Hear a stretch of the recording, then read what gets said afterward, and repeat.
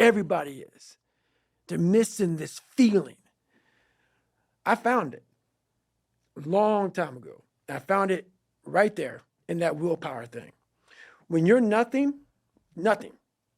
and change yourself into something like me, you call it happiness, peace, whatever the fuck you want to call it, people are missing exactly what went on with David Goggins. Why don't you smile? I do. But I figured something out. That's why you'll never hear me say I'm missing something. I found it years ago. You find it in the suck. You find it in the suck, and you find it repeatedly in the suck to the point where you know exactly who you are. Most people are missing something because they don't know who they are. They never examine themselves. They've never done this experiment on themselves. The lab rat, we're all lab rats, but you're also the scientist. You create your own self. Most people are missing something because there's so much trapped in there. I don't even want to say potential. I think that's a word used out too much too. There's so much in you that God or whatever the hell you believe in, or if you're an atheist, in you that you have not unlocked. That you walk around with this gorgeous wife or great husband and all this money. You're like, God, I feel like I'm missing something. Yeah, because it's about 75% of you is still fucking in there. Still chained up because you just didn't want to find your willpower. Didn't want to find your soul, your will, your heart, your determination, your guts, your courage. And what that looks like, it looks scary. Like your little scary lab I went in. Scary. To wake up every day and say, I'm stupid, but I want to figure out a way to be smarter. Versus saying, man, I just can't do that. So you limit this box. So your box becomes so small of things you can do. My box wasn't even a box. It was a fucking little pinhole. And then through examining myself, getting some willpower, some courage, it became bigger than this table. But that's what we all do. That's why I wanted to come here today and talk to you about real shit. Not no fucking like hacks. There's no hacks, bro. It's you against you. You against you. And if you misunderstand that, you have a real problem. A real problem. I can understand you misunderstand me running down the street, shirt off, fuck this, yeah. I can get it. I get it. If you misunderstand what I'm saying right now today, the problem is you. And you don't want to fix it. Well, the children of wealthy people are a case study in how not having enough friction can destroy a life. True statement. I mean, I could list off prominent names in the press, but those are actually the least interesting. What's probably more interesting as an example is all the ones we don't hear about because we never hear about them. Right. They just dwindle and wither. Or I think there's this big category of people I'm realizing as we have this conversation today that they're not super successful. They're not struggling. Mm-hmm. They're like successful enough that they never have to. You can get to the point where you don't have to impose friction. You even said it. Right. Your bank account is in a place where you don't really need to do all the things you do. Probably not even a small fraction of them. Do nothing. Right. But you realize the stick and being haunted is the fuel in the engine. Right. And you'd be truly crazy to give that up. Because you've internalized all that. Right. But most people, they're good enough for them. Yep. And so they don't actually want to be better badly enough in order to start going rung after rung. Well, think about when you build willpower and think about how much I've built.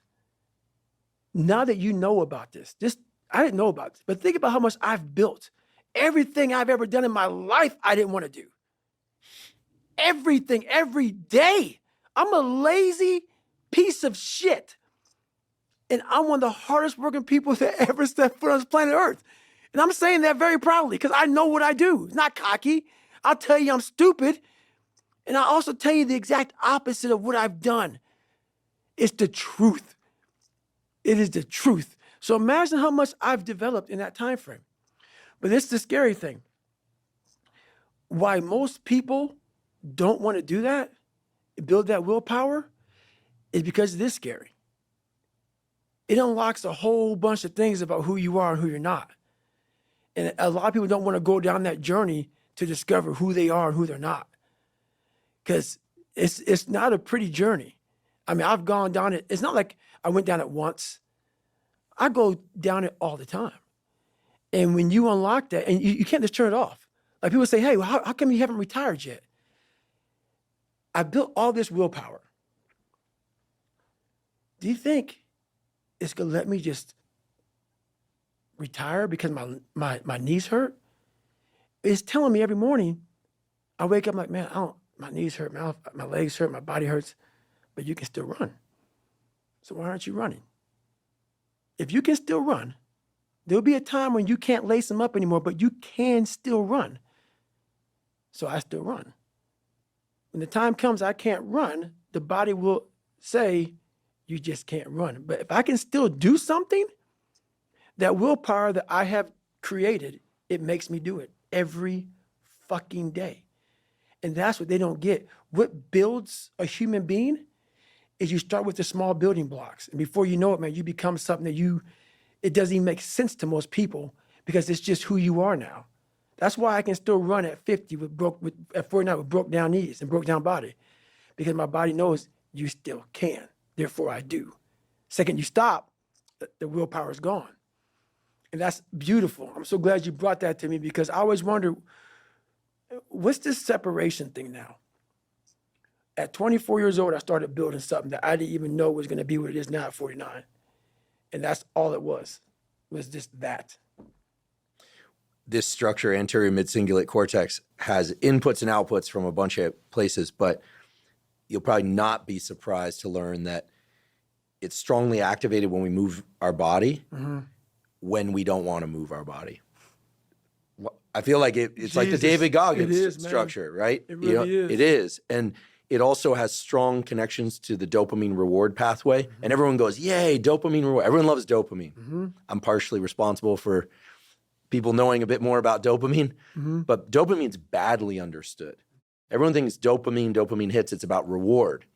It's about motivation and drive. And there are pain inputs to the dopamine centers of the brain. No one talks about that. Everyone's like, oh, you want the chocolate, chocolate, sex, cocaine, all that. Yeah, that's all true. Right. You release dopamine. Pain releases dopamine. The anterior mid-cingulate cortex can trigger the release of dopamine in response to this thing that we're calling friction. And that's a learned thing. That's something that no animal or human being comes into the world learning. We all are averse to pain and like pleasure, like sugar, fat, don't like hot surfaces. Right. But this is a structure that learns. It has neuroplasticity, the ability to change throughout the entire lifespan.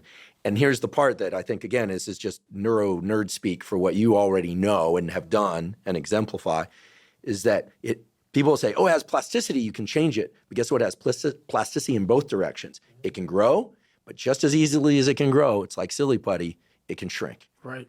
So it requires constant upkeep. Right. And that answer isn't one that people are going to like. Nope. They're like, give me the energy drink, give me the supplement, give me the sauna protocol that's going to make my anterior mid-cingulate cortex. Someone out there right now is going, wait, if I took transcranial magnetic stimulation and I stimulate, you'd probably, actually they've done that. They've stuck a little wire during neurosurgery into this structure. This is actually discovered by a colleague of mine, Joe Parvizi. Stimulate, and the patients go, I feel like there's a storm coming. And they go, oh, is it scary? And they go, no, I want to go through it. They come off the stimulation and people are like, this is the seat of what we're talking about. Right, exactly. And it learns. So the fact that you kept this brain structure, I'm convinced if we imaged your brain, it'd be large and it would be larger in 2 years, a year. But this is the no days off rationale, because it can grow and it can shrink. I know. What you're saying right now, I didn't know any of this. And I always talk to people, I wish I could just put this on paper, and you're saying it in a way that people can understand. I could never put into words on what I built and the power that is within all of us. But you put it so like in a scientific way. Most people, like for me, he's just crazy. That's why I don't like talking about it, man. I know I'm not crazy. I know what I had to do to get where I had to go. People look at it as crazy because they're people that just, if you can't imagine yourself doing something, the person that's doing it is crazy. Because in your mind, the logic behind it, it doesn't compute. Therefore, you have to give somebody a title. And the title for me is usually, he's crazy, he's this, he's that. No. For some reason, me wanting to be somebody so fucking bad in my life, I created that. And I've been trying to figure out years of my life trying to explain to people. But even though you're explaining it now, this is the easy fucking part. Them listening to this shit is the easy fucking part. The part that why there'll always be the ones of ones is because putting that practice, putting that into actual work, no, man. No. That's where the demons come in. That's where you're like, I don't want to be better. I don't want to be better. If this is what it takes to be better, I don't want to be better. So that's why there's a lot of average. And it makes me so fucking mad. Every day I walk this earth and I see average all over the fucking place. And they want to ask me, how did you do it? I can't tell you how, because you're not going to do it. You're not going to do it. You're going to continue being out, because every day you wake up, like he says, it's not like get the coffee, make the pancakes, kiss the girl, kiss the kids. You wake up, right to work. Immediately your mind is in action. No one wants to do that. No one. And I don't blame them.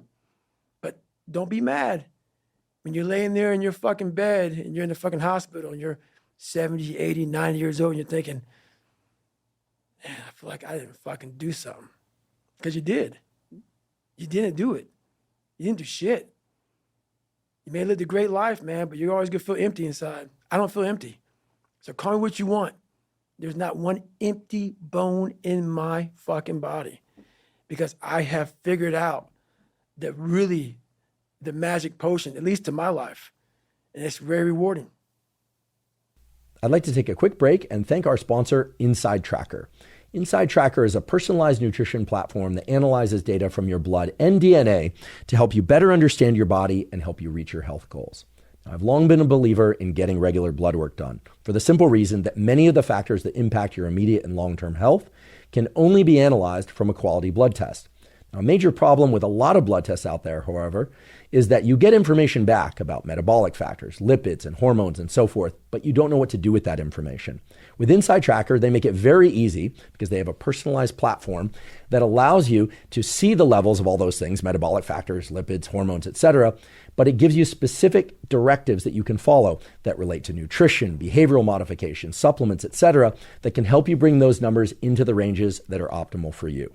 If you'd like to try Inside Tracker, you can go to insidetracker.com/Huberman to get 20% off any of Inside Tracker's plans. Again, that's insidetracker.com/Huberman. People like to talk about what they used to be able to do. I hear this a lot. You should have seen me in high school. I always laugh. Yep. Like, yeah, okay, got it. And it's not just guys. You should have seen me working out in high school. I was super fit. People will look back to a time where they felt like they were capable of something and now they're not. Mm-hmm. And you kind of want to just grab them and go, wait, that was you then, it's you now. But people tend to think about how the conditions that were around success must have been part of it. And you can understand why. It's like, it's very rational. I was in that situation, I was successful. I'm in this situation, I'm not. That was the past, this is the present, ergo capable, right? You see how people get into these loops. And as you mentioned, you spent the first 20 years of your life in extremely challenged circumstances. Very. And then you can see how people get to a point where, like, everything feels hard. Like when you're 300 pounds, I haven't never been 300 pounds, but I can't imagine it feels good to get up and move around. It's defeating. I got a friend, he's in excess of 300 pounds. We've been trying on him for years, but no win. And he's got crazy psoriasis on the back of his calves, and he actually smells bad sometimes because he can't wash as well as he would. He's big. Right. And it pulls on my sympathy. Right. you know, but life is very hard for him and getting worse. He's a young guy with a lot of medical issues now for obvious reasons. And so I think people like that think, well, it's already hard. Why would I make it harder? Your message is a little different, and you have the life experience. It's a lot different. You've been there. So for me, saying, oh yeah, lose weight, you know, I was a skinny guy who got to be a less skinny guy. So I don't really have a foot to stand on.